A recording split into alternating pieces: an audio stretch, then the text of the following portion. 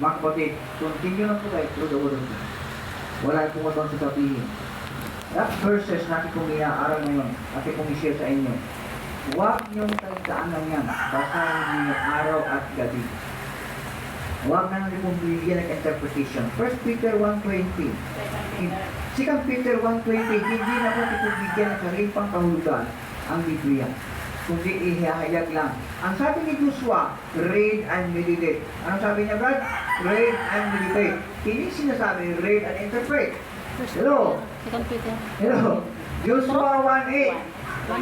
Wala pong order sa Biblia na read and interpret the Bible. Tayo po ay tao lamang po tayo. Like us, graduate po kami ng meron po may tawag na BI o Biblical Interpretation. Mag-try na po tayo ng Bible Interpretation. The Bible itself, siya ang magsasabi para malaman din ang purpose kung bakit nakasulat. Magandang umaga sa ating lahat po. At tunay po ang Diyos ay hindi po nagpapaya sa kanyang mga salita. Talimayan natin. Sabi niya, ang lahat nakikinig, James 1:22, hindi ang pakikinig ang kailangan. Nanampataya ka na, ang sunod sa James 1:22, ang sabi niya, hindi lang pakikinig, Brad, ang sabi? Kundi, we are the doers of His word.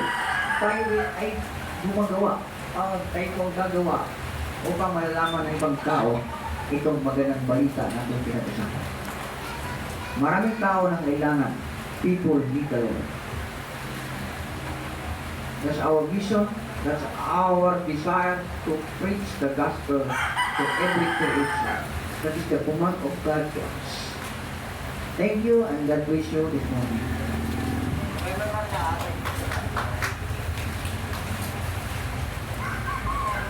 Okay po, tayo po ay tumayo para sa ating mga pagpupuri, pasalamat, and that worship the Lord. And actually, I will pray in closing.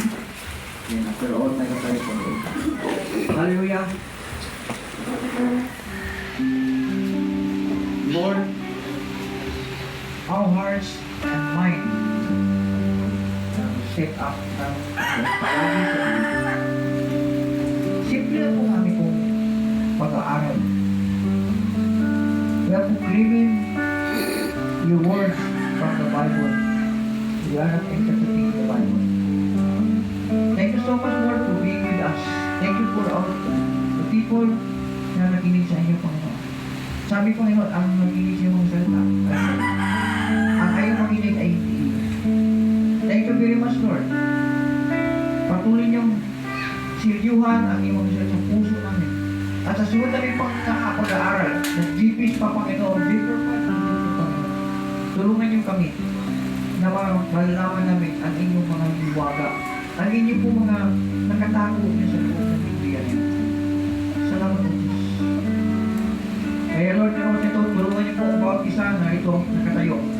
Pagpalain mo sila. Bigyan mo sila ng lakas at ibayong kaalaman. Maunawaan nila ang inyong history. Maunawaan nila ang inyong ano po ang mayroon diyan sa inyong Biblia. Dalangin ko, Panginoon, na itong mga kapatid ng Panginoon ay isang buhay na instrumento to proclaim the gospel of Christ sa lahat na nakakaligid sa amin na kailangan ng tunay na pag-asa. At ito pong pag-asa, walang iba ang Kristong Panginoon na aming tagapagligtas. Maraming salamat po, Diyos, sa umagang nito. Patuloy ipagkatiwala ang gawain sa. Salamat po.